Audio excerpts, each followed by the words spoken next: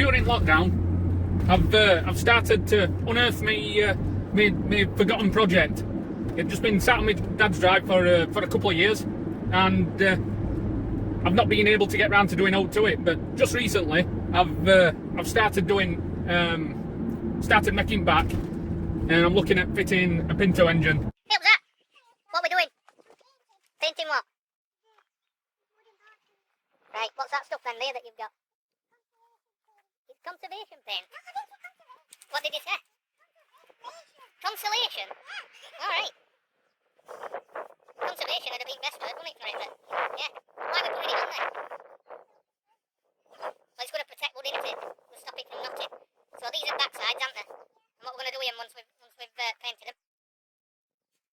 Well, so, yeah, and we're going to flip that middle one over, aren't we? Screw it down. Well, it's stuff to leg you up.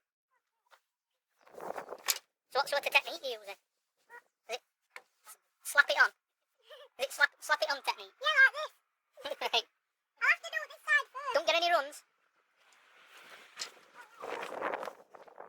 Right, I'm going to go and get other boards, Zach. So, yeah, I don't want to be cracking whip. I don't want to be cracking whip, but you need to get them over. I don't pay this on out. It was rotten as a pair. The one to panel on it that was fastened on with much more than some oxidised once metal stuff, and it was really bad. So when I started cutting into it to restore it, I realised that it was never going to be a show van. It was always going to be something that was more of a rat rod inspired thing.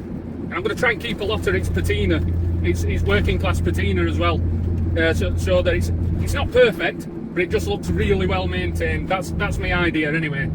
So when I started cutting it to pieces and chopping bits of bodywork off, it revealed that there weren't very much left at original chassis.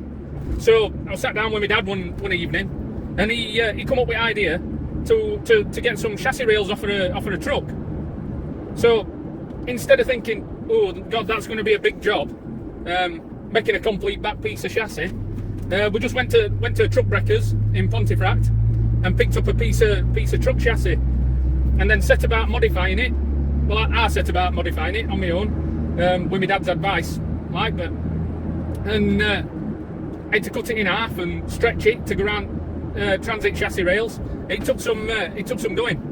It took some doing, to be fair, but I managed to get a nice solid piece of chassis attached at the back of my truck, and I was going to leave leaf springs on back. But me being me, I didn't really like that as an option. So what I did was I started looking at components from Land Rovers and stuff, and I sourced radius arms off at from to Discovery 2. And I think they were only 50 quid for a pair, and they got good bushers in them. So that were a bargain for these radius arms that fasten back axle to the chassis. I used the original front spring hangers off of the MAN 7.5 tonner truck, which were a good.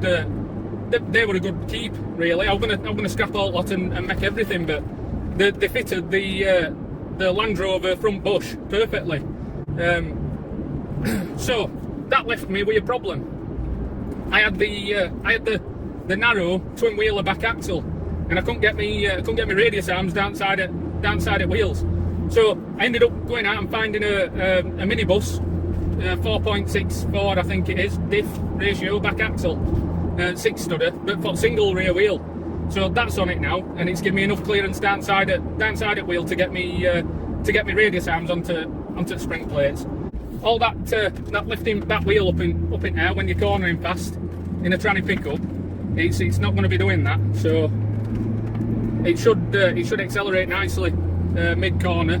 It's still going to get one wheel peel if it's powerful, but it's not going to be anywhere near as bad as what it used to be. It didn't like going up hills and round tight corners. It just used to like inside back wheel up, even with tranny DI engine in.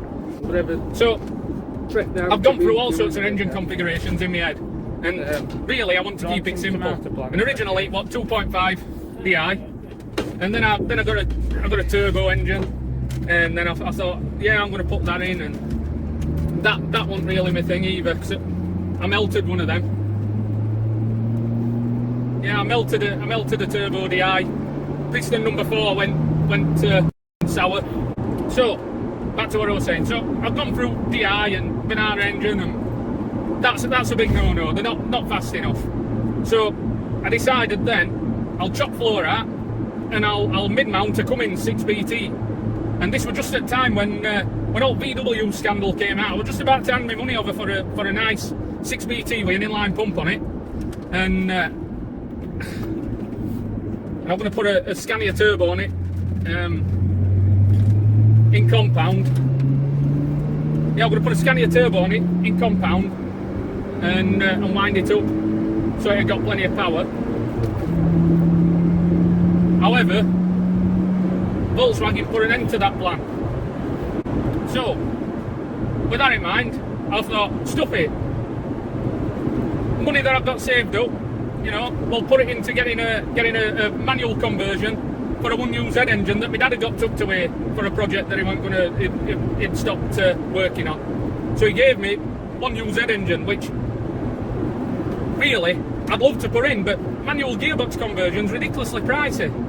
So it's left me with one option really, and because I want it to be an economical vehicle to run, and I want it to be simple. I don't want to be over the top with electronics and stuff like that. I want it to be fixable with just simple tools at side of road, and no need for any major electronics. So what I'm going to do is I'm going to fit a Pinto engine into it. I've got one already. I've got a Pinto ready to put in. It's a 205 block, so it's strong block that the base Cosworth YB on. I'd be happy with 150, 140 even, 130. But I want it to be simple and fun. And then it got me onto a lot of Australian forums. So Australia seems to do a lot with Pintos on LPG. So again, I thought, yes, this is going to be a rate thing.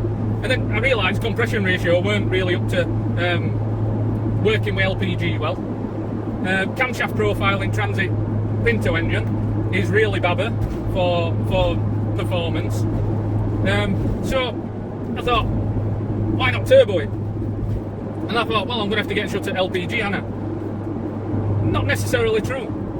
So I've seen on some American and Australian vehicles, they've got on the rock crawlers and stuff like that, they've got draw-through LPG systems without intercoolers. And I thought, how the chuff's that work? Yeah, and how's that work without an intercooler? And then I realised that when I've seen propane bottles being used, they get ice around bottom of them. So there must be a cooling aspect to propane. So I did a bit more research, and that's exactly what it is. There's a cooling aspect to fuel and air mixture going through turbo. So they ain't actually a reason to have an intercooler. What I'm going to do is I'm going to mount the compressor directly to inlet manifold, so I can keep that as short as possible. So I'm going turbo and draw through LPG. So there's a few other things that I'm going to have to clear up in my mind's eye, but there's not going to be all that much. So turbo and LPG. So how's LPG going to cope when it's under boost conditions? Well, in fact, LPG is higher octane, somewhere around about 110 octane. So it's resistant to knock. It's a lot more resistant to knock than petrol is, and especially pump petrol, which is 98 octane at best if you buy good stuff. So yeah, I can't see why it's not going to be a benefit, if I'm honest. And when I'm ramming something like 12-13 psi down its neck with a dry fuel, so yeah, if I use a dry fuel like LPG, there's a refrigerant gas that'll take a lot of heat energy out at charge. It will then be a performance benefit. 110 octane withstands higher compression before you get detonation issues, and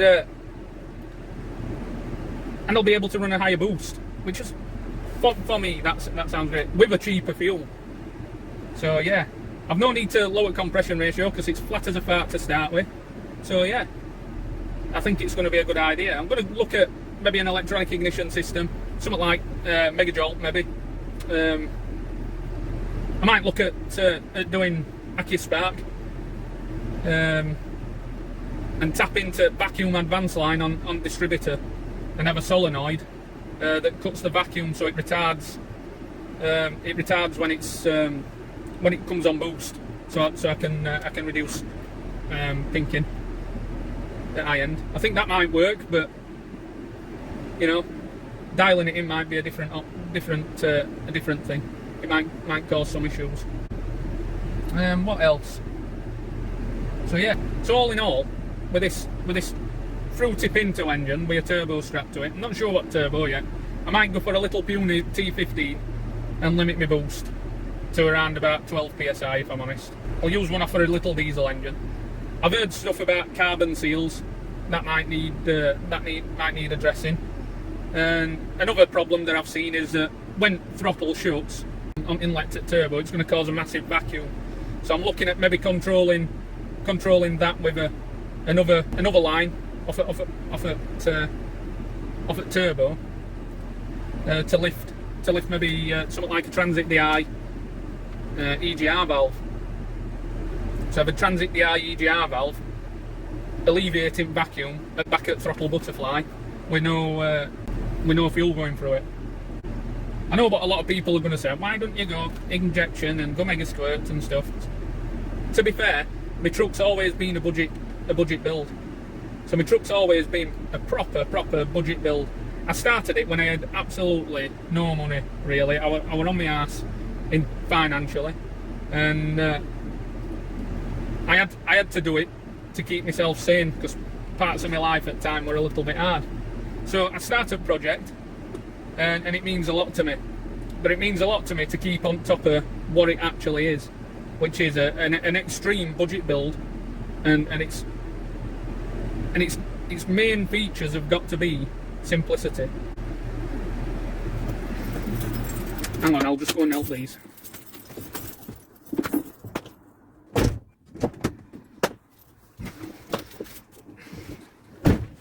Fuck 'em. Yeah, so its main features got to be its simplicity, but that's going to cause complexities in design.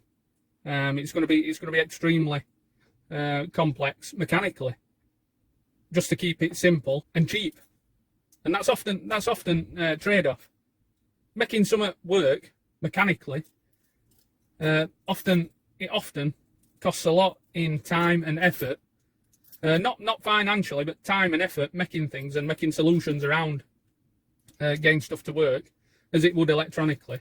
I've found a lot of stuff online about draw-through setups, problems with petrol draw-through setups. So that is a big no-no. If I'm going petrol, I would 100% be going probably bike throttle bodies, mega squirt, or maybe something even a bit posher, maybe Link Fury, or you know, something with a lot of data logging, stuff that I can check out, and while I'm on road, I can plug laptop into it and I can adjust it just going off at butt dyno.